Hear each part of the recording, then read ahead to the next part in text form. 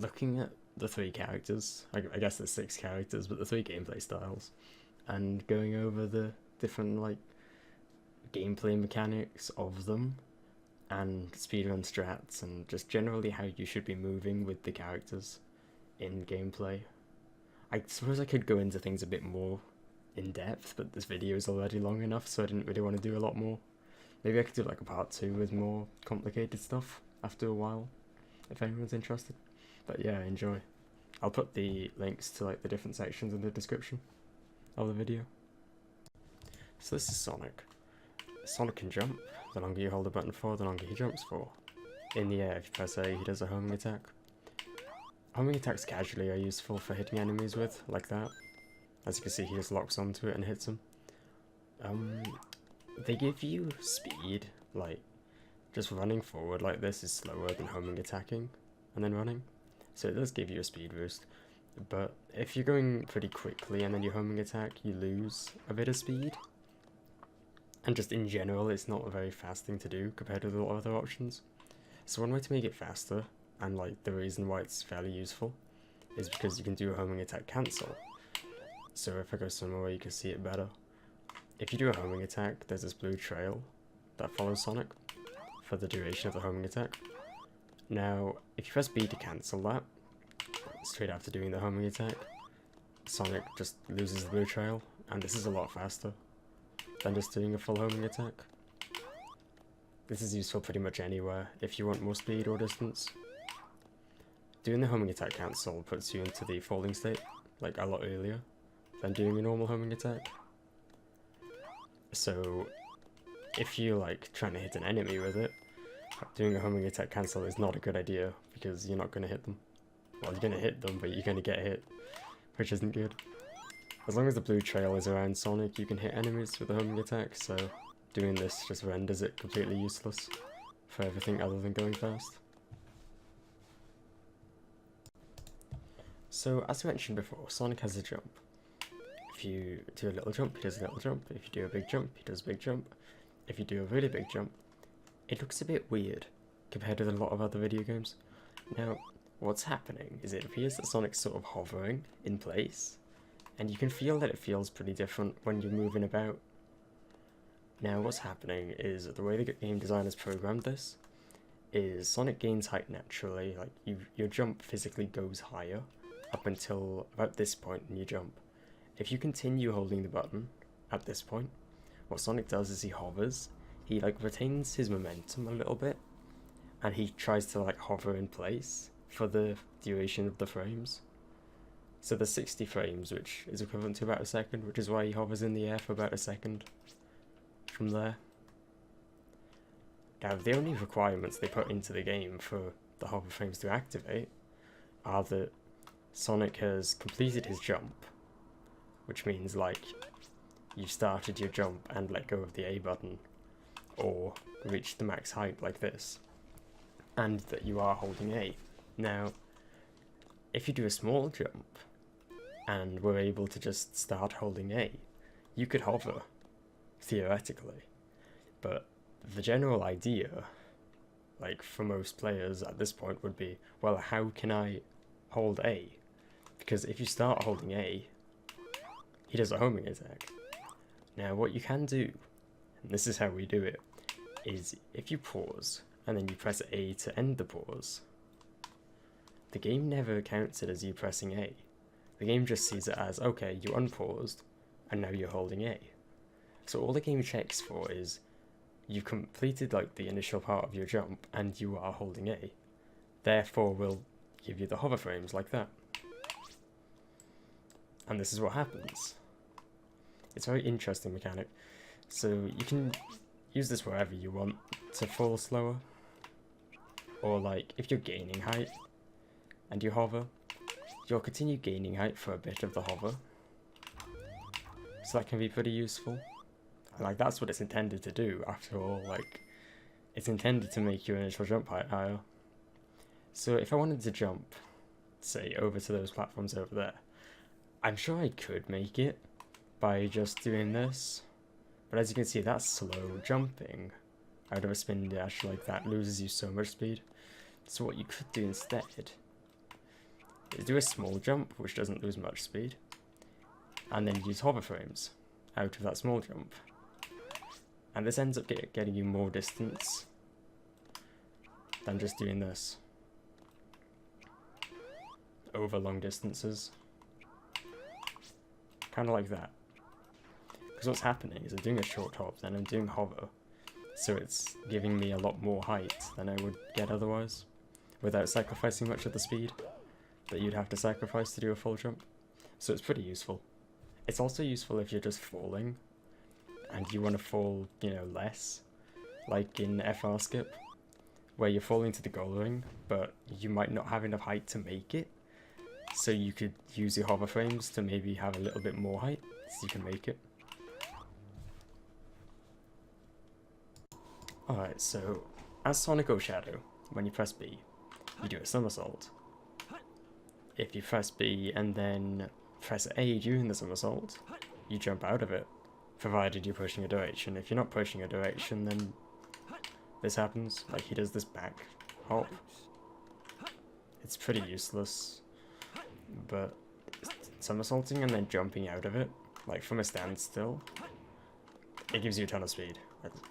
This is so much more speed from a standstill than you're going to get from anything else. Like, this is nowhere near the same. Sure, a spin dash is the fastest way to move from a standstill generally, but in terms of short term, like from between these two posts, doing a somersault and then a jump out of it is the fastest way to move. So that's useful. Now, when you hold B, he does a spin dash, right? Holding B, you see it takes like a second of holding B before it actually starts charging the spin dash. And that's because the game, like, if you hold B up until that 1 second, but then let go, it does a somersault. And that's how the game, like, determines which one you're doing. However, when you're holding B before the spin dash starts, you actually have the properties of the somersault. Like, you don't need to let go of B to do the somersault. You could just be holding the B button, and it works straight like a somersault. So as long as you're holding it, and you haven't started the spin dash yet, you have somersault properties. And this both means that... Thanks so much, Joe. This both means that you have, like, the height of a somersault, and you also have the damage of a somersault. Because somersaults deal damage, but they also make you, like, able to go under objects like this. So you can go under it by just holding B. And then you can spin dash straight out of that, because you're already holding B. Now they're also useful for dealing damage, like I said. You keep the damage properties of the somersault. So if I hold B into that guy, I killed him, because I had the somersault properties. Even though I wasn't somersaulting, so that's pretty cool. That's useful in a lot of places. Alright, so arguably the most important thing that Sonic can do is his spin dash. You hold B and you let go, and then he does a spin dash. This gives you a ton of speed. The longer you hold it for, the more speed you get. Like, up until a certain point, like up until about now, is the longest you should hold it for. You shouldn't hold it for any longer than that, there's no point. You're not gaining any speed. When you start it, you gain a massive speed boost, and from there, you're in the ball. Now, when you're in the ball, your speed is determined by what surface you're on. So if you're on flat ground like this, you obviously don't want to do that. But if you're on flat ground, you lose speed over time. If you're going uphill, you lose speed much more quickly. But if you're going downhill, you gain speed. So as you can see right now, I'm sort of in a perpetual state of gaining and losing speed. You can see this pretty clearly right now by the fact that the blue trail goes away when I'm going too slowly, but then it comes back when I gain speed. Now, this is extremely useful. So if you're going down a hill, the fastest way to move is to spin dash down the hill, because you gain speed as you move down that hill, which is extremely useful. If you're going up a hill, or you're on flat ground, the fastest way to move is to chain spin dashes. So if you're in a spin dash, while you're in the ball, if you press B, he undoes the spin dash. Like, you go back to your normal running state. So if you do this constantly, like you start a spin dash and then cancel it and then do another one, you just keep gaining speed. So this is like very fast in general. It doesn't really matter if you're in the ball state or not when you go to like jump or do your next action or whatever. It matters a little bit, but not enough to that you should really care about it. So this is like a little extra thing. It's a combination of two ideas. It's used a lot more in SADX than SA2. But a spin dash hover is using your hover frames out of a spin dash. So when you spin dash off an edge, that happens. You keep sort of the jump animation if you like. I mean, it's obviously not the jump animation, but it's the jumping state. You have the blue aura around you. You can do a homing attack out of that. You can do anything you could do out of a jump out of that, which means that you can hover. Except it's a lot easier than a normal hover frames thing, because you could just do that, I guess. Or you could start holding A before you release the spin dash, like, not like that at all. But you see him holding A now, so as soon as Sonic gets off the ledge, he'll start using his hover frames. It's a little thing, but it's very useful in some situations, and for some tricks. It's just a good thing to know about. Alright, so when you bounce, it puts you into this state. It's not quite a normal jumping state, because you can't like use hover frames out of it at all. However, you can homing attack out of it. So if you bounce and then homing attack out of it, it allows you to homing attack into the floor, which gives you a ton of speed, as I mentioned like ages ago. Because the game normally tries to stop you from homing attacking into the floor. But if you use a bounce, it doesn't try to stop you, like beforehand. And it's a lot faster anyway. So if you want speed, like, quickly, let's say I want to get to that speed pad. The action, like, the ability to do it might take a while to get used to. Like, if I'm not warmed up, then I won't be able to do these at all. But you get used to it over time. Some people might think, oh, can I just... Well, I mean, you can homing attack cancel, so can't you homing attack cancel out of the homing attack, out of the bounce? And yeah, you can. It's just really difficult to do, and I mean, it wouldn't really save that much time even if you could do it consistently. It's definitely worth going for, because it doesn't lose you any time to go for it. Because you want to be holding B anyway, to be able to do the spin dash after the bounce. So there's no reason not to go for it. It just saves like a little bit of time, which is quite nice. But this is called a bounce accel, like bounce acceleration. It's just very useful, because you can spin dash straight out of it, and it's a lot faster than just standing in place and going, I will spin dash, because it takes like a whole second for the spin dash to begin, in which time you could be several feet ahead if you do a bounce accel. So in the Pyramid Cave stage, Sonic gets the upgrade called the Bounce Bracelet, and this allows you to bounce. So while you're in a jumping state, not a falling state, when you're jumping, or like you have jumped, and Sonic is being followed by the blue aura around him, you can bounce by pressing B. Now, the height and distance and speed of this bounce is determined by like how much speed you have going into the bounce, and also where you are. So, doing one bounce won't get you very much height, but doing another bounce gets you more height. However, doing more bounces after that doesn't get you any more height. So doing 2 gives you the max height, like, if you don't factor momentum into it. Now, if you bounce up against a wall, as you can see, like, I'm getting a bit below that white line. If I have a little bit of speed and I bounce into the wall, I got a lot more height that time. Now, what happens if I have more speed and I bounce against the wall? I get even more height. What happens if I get a lot of speed and I bounce against the wall? I get a lot of height. So, for some reason, the horizontal momentum that you have before you go into a bounce against the wall is transferred into vertical momentum. This depends on like how well you bounce against the wall and stuff, like right here. Sonic's being shifted off to the side like that. But like right there, it's really useful. Because I just bounced against a wall and it keeps my speed. It's a really weird mechanic, but it's extremely useful. For like this, you know, I'm able to gain a ton of height against any wall for like no expense at all. It's really dumb, but it's really useful. So that's called a super bounce. It's one of like the tricks that everybody sort of knows.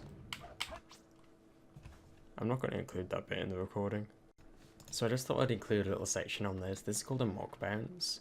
It's not a bounce, it has nothing to do with the bounce bracelet, you don't need it at all. It's called a mock bounce because it looks kind of similar. Basically, if you wedge Sonic or Shadow into a corner like this one, there's like a lot of places that it works, and you charge a spin dash and then hold A. As you can see, like, it looks like you bounced upwards. Obviously that's not what's happening because you could do this without the bounce bracelet. But it's, yeah, that happens. It's quite cool. It's particularly useful in this section because like there's no fast way of getting up here without it. This allows you to just do this when it works and then make your way on through the stage.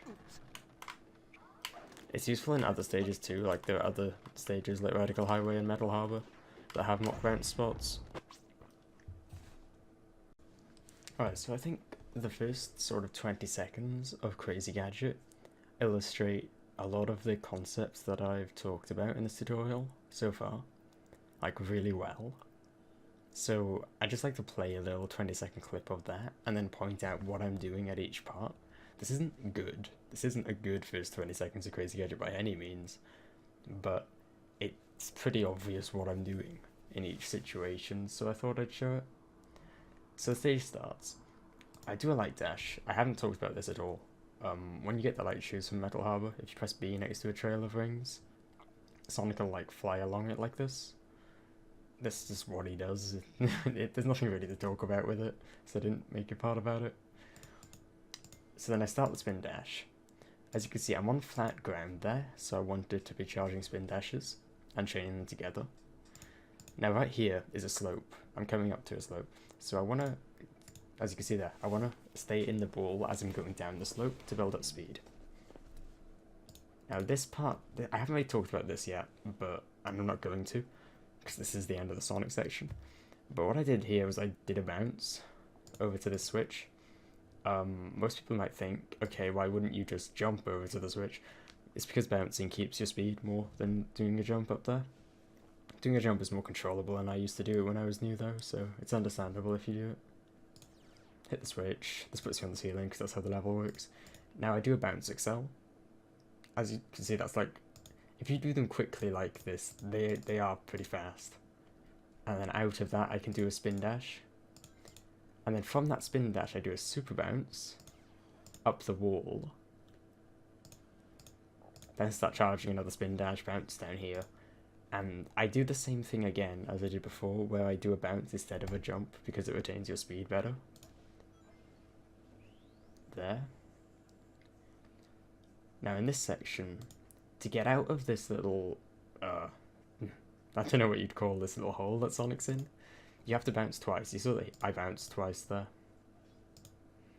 And that's just because, I don't know if I talked about this, but bouncing twice gives you more height than bouncing once. Bouncing like 3, 4, or 5 times all give you the same amount of height as bouncing twice, so there's no point doing it any more than that. Then I do a homing tech cancel there, like always. Do a spin dash off this into a bounce excel, because you can bounce out of spin dashes, provided you're not touching the ground. Then I do a super bounce up this wall, and that's all I really wanted to show.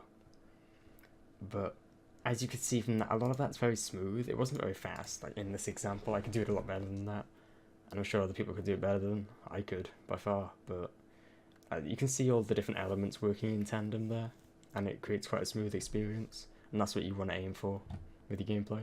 Obviously, if you're new, it's not gonna fall that well instantly, but you should get to it over time. It's very fun.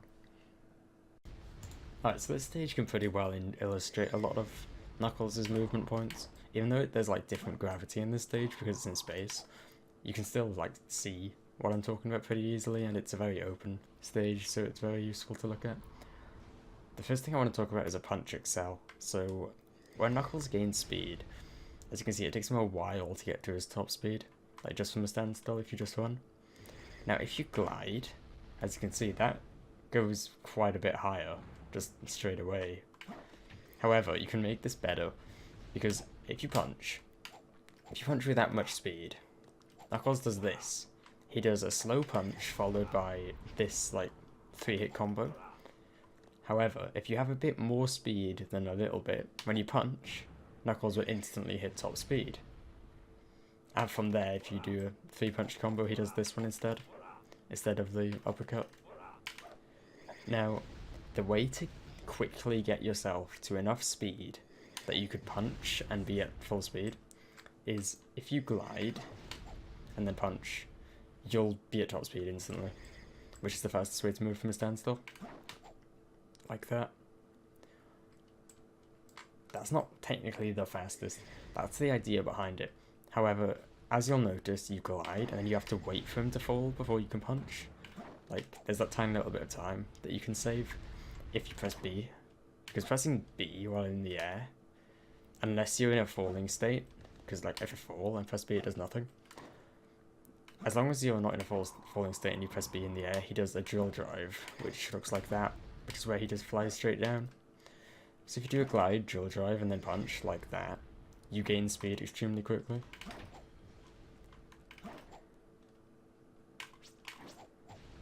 It's pretty useful. There's no point punching a second time or anything.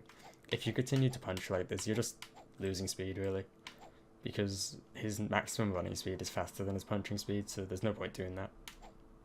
You can clearly see that I lose speed when I punch. Alright, so this is an interesting topic. Nobody really talks about this much. Like, I hear people sometimes like say that they didn't know this existed. Essentially, what the hell? There's a guy in there? Okay. Oh, I didn't know that. So, Knuckles has hover frames, just like Sonic does. As you can see. I pause and hold A after the pause, and then he hovers. People don't seem to know that exists. So, kind of similar to Sonic, if you fall off a ledge, you enter the falling state. Whereas if you jump, you enter the jumping state. In the jumping state, you can use hover frames. In the falling state, you can't. Just like Sonic. However, with Knuckles, this is what separates him, like, quite a lot. If you're in the falling state, at any point, if you press A, you enter the jumping state, regardless of, like, anything, really. And remember, like, if you're in the jumping state and you press A, you can glide, right? So if I fall, press A and then press A again, I glide. So whenever you're in the falling state, almost, like, well, yeah, whenever you're in the falling state, you want to press A to enter the jumping state.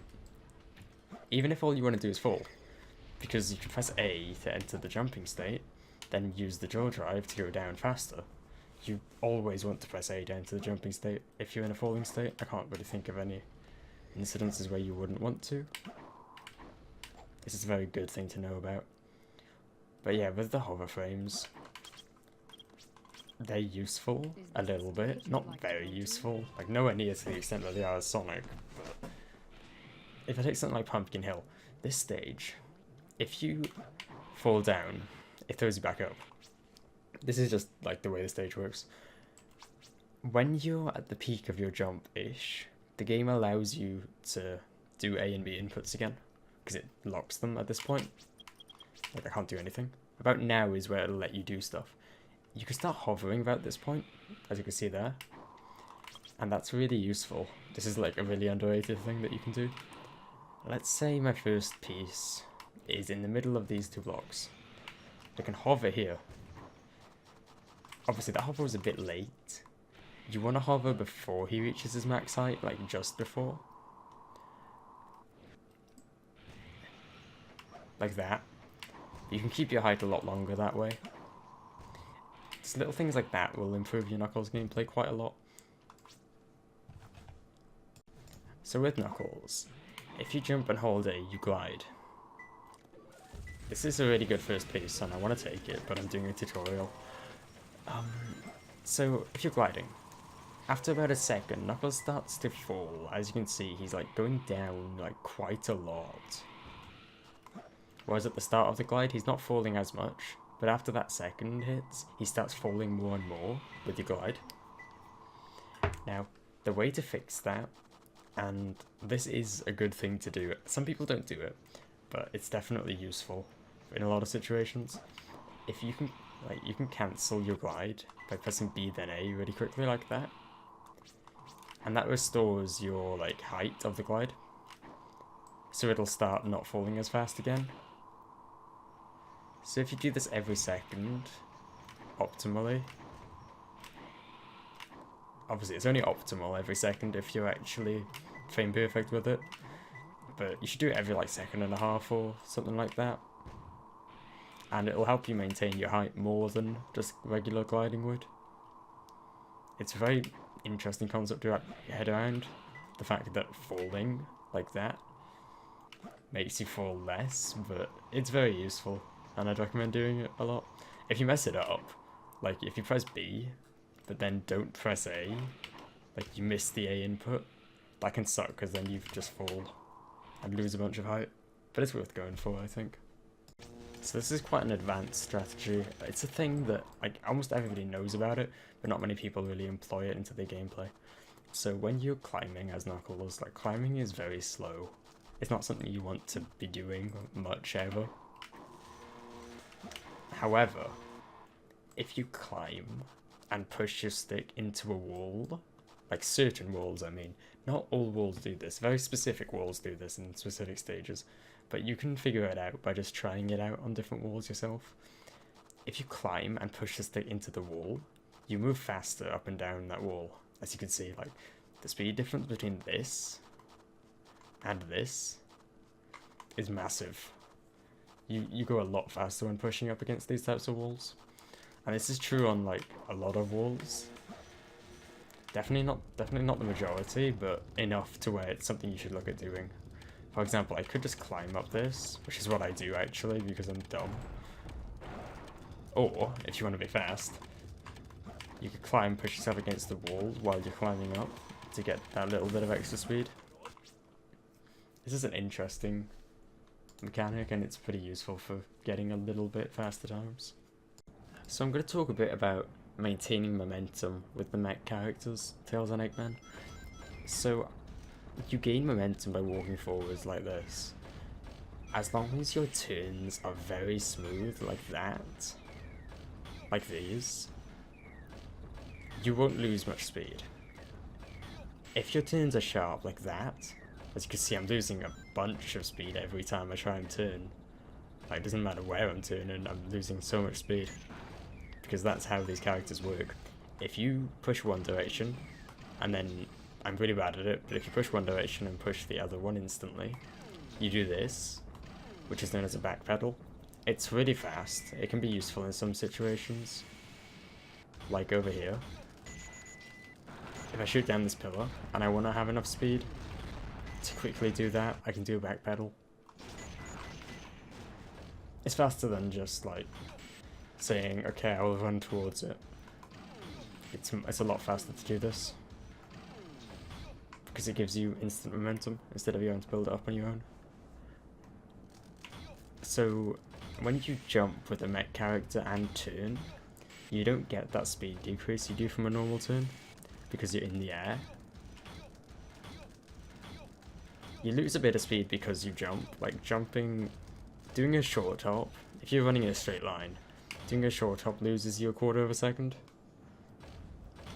But the ability to keep your speed around a corner is more than worth that quarter of a second. For example, if I go into Prison Lane, Tails' first stage, if I go around this corner without jumping, it's awful.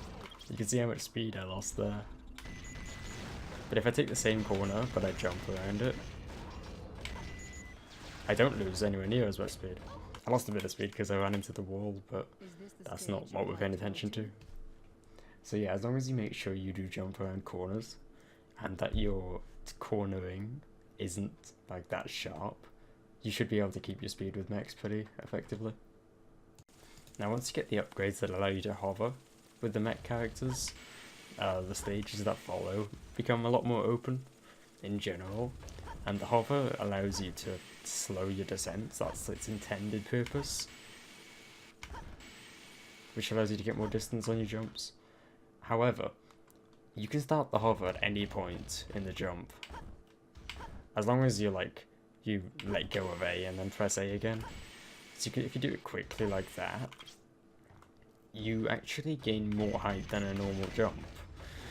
It may seem weird at first, but as you see, if I jump normally, I can't get onto this box. If I double tap A, like that, I can. Because what I'm doing is I'm jumping and then starting my hover while I'm ascending, which gives you more height. Now, the earlier you hover in your jump, the more height you get. So, this is where pause buffering comes in. If you press A, and then the frame after press pause, and then press pause to unpause, and the frame after press A, you get the maximum height possible. The way you can tell you got a frame perfect pause hover is if you're able to jump onto this pole, or this pole, or like a lot of the poles in this stage.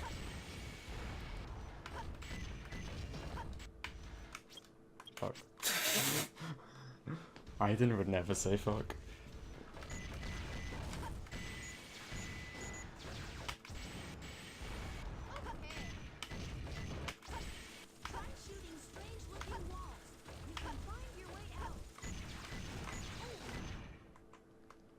For example, there's this pause hover that people do in this stage. It's called a pause hover, like pause buffering a hover jump. So what a lot of people do in story style runs is they'll walk over to this door and then they'll hover up onto this, and then you can use this to like fly through those walls and skip some of the level. If you do it off the door is actually taller, as you can see from this perspective. The door's taller than the platform that I'm standing on right now, so you don't need as much height to get onto the pole.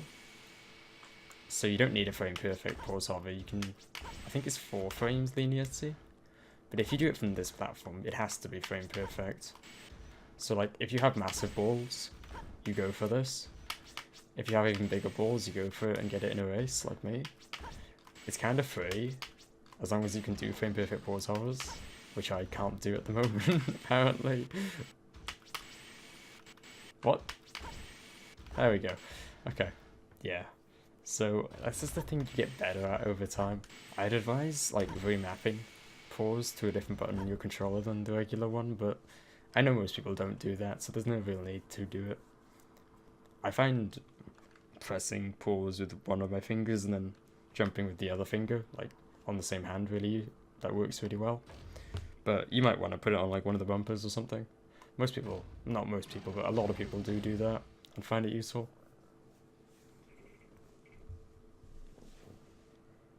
What else does I want to talk about?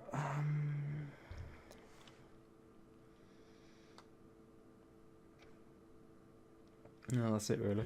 Which way should I go? I'd also like to talk about how the locking on works in this game. So, with Tails and Eggman, if you press B, you shoot. If you press B, like also you'll see a laser comes out, and if this laser locks on to a target, when you let go of B, you'll fire off homing shots like that.